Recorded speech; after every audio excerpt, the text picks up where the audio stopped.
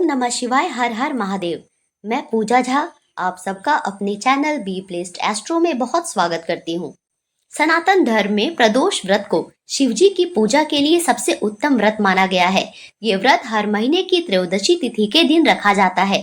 भगवान शिव को त्रयोदशी की तिथि बहुत ही प्रिय होती है, इसीलिए प्रदोष व्रत करने से साधक को शिव जी की खास कृपा प्राप्त होती है। ये व्रत महीने में 2 बार रखा जाता है। प्रदोष व्रत के दिन संध्या के समय में प्रदोष काल में भगवान शिव और माता पार्वती की पूजा की जाती है और ऐसा माना जाता है कि प्रदोष का व्रत रखने वाले साधक को सुख समृद्धि तरक्की धन दौलत मिलती है। शिव पुराण के अनुसार जो भी व्यक्ति प्रदोष व्रत करता है उसके सभी दुख दूर हो जाते हैं और मनचाहा फल मिलता है। अविवाहितों का विवाह होता है और विवाहित लोगों का दाम्पत्य जीवन सुखमय बीतता है। तो जानते हैं कि मार्गशीर्ष माह का पहला प्रदोष व्रत कब रखा जाएगा। वैदिक पंचांग के अनुसार मार्गशीर्ष मास के कृष्ण पक्ष की त्रयोदशी तिथि की शुरुआत 28 नवंबर को सुबह 6:23 पर होगी और इस तिथि का समापन 29 नवंबर को सुबह 8:39 पर होगा। ऐसे में यह व्रत गुरुवार 28 नवंबर को रखा जाएगा।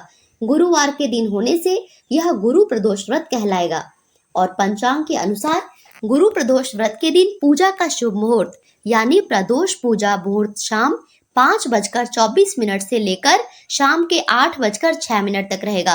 ऐसे में भक्तों को पूजा करने के लिए कुल 2 घंटे 24 मिनट का समय मिलेगा। तो गुरुवार को पड़ने वाले प्रदोष व्रत बहुत ही खास माने जाते हैं। इस दिन भगवान शिव माता पार्वती के साथ भगवान विष्णु की भी असीम कृपा दृष्टि प्राप्त होती है। और आप जानते हैं इत्र का एक ऐसा महा उपाय जिससे आप अपनी कोई भी इच्छा पूरी कर सकते हैं। इसे पुरुष या महिला कोई भी कर सकते हैं, लेकिन इसमें आपको अपनी कोई एक ही विश बोलनी है।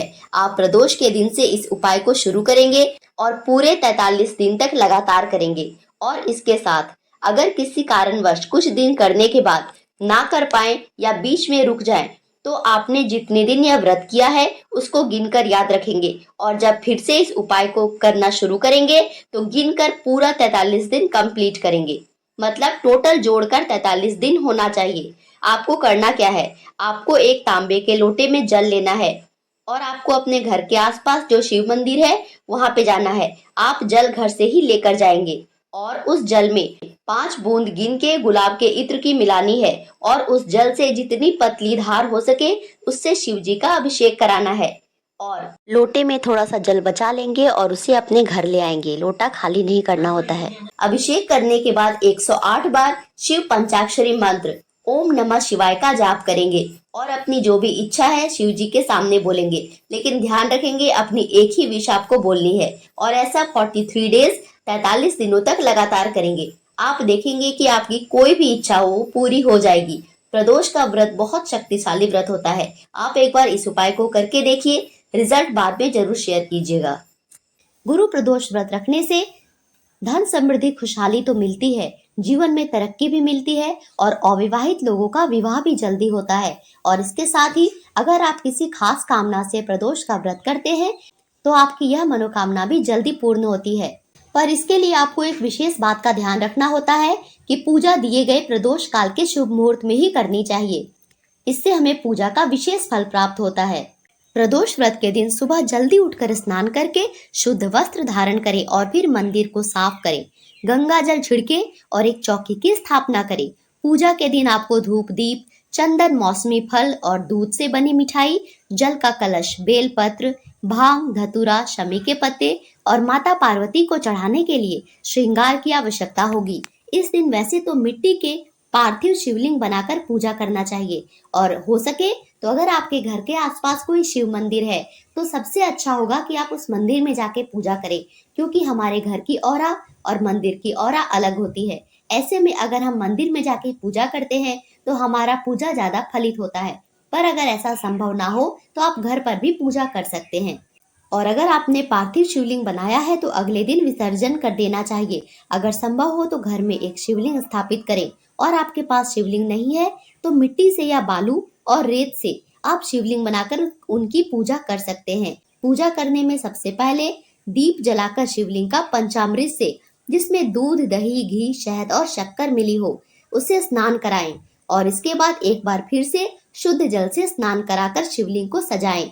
शिवलिंग पर चंदन का तिलक लगाएं, त्रिपुंड बनाएं। शिवलिंग पर बेलपत्र, पुष्प और चंदन अर्पित करें। ओम नमः शिवाय मंत्र का जाप करें।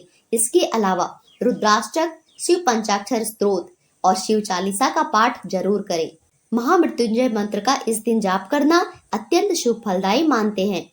और इसके साथ ओम नमो भगवते वासुदेवाय मंत्र का भी जाप करें, क्योंकि यह गुरु प्रदोष व्रत है। और इसके बाद हाथ में पुष्प लेकर कथा पढ़ें। भगवान शिव को फल मिठाई का भोग अर्पित करें। इस दिन भगवान शिव को सफेद मिठाई अवश्य अर्पित करें, अन्यथा आप सफेद मिश्री भी अर्पित कर सकते हैं। और उस भोग को प्रसाद के रूप में सभी लोगों में वितरित करें और सबसे अंत में आरती करें। इस दिन व्रत रखने वाले भक्तों को नमक का सेवन नहीं करना चाहिए, केवल फल, दूध यानी कि फलाहार करना चाहिए। यदि ऐसा संभव ना हो तो आप सेंधा नमक से भोजन को एक समय ग्रहण कर सकते हैं। भगवान शिव की कृपा पाने के लिए इस दिन सच्चे मन से पूजा करनी चाहिए और बेलपत्र, शमी के पत्र और आंकड़े के फूल भगवान शिव को जरूर से जरूर अर्पित करनी चाहिए और अपने मन को भगवान शिव के प्रति समर्पित करें। यह थी मेरी आज की वीडियो और इस व्रत से जुड़ी ज्यादा जानकारी जानने के लिए मेरे चैनल से जुड़े रहें। और इस दिन हमारे चैनल पर कथा भी सुनाई जाएगी, आप कथा भी जरूर सुनिएगा। वीडियो देखने के लिए धन्यवाद। राधे राधे।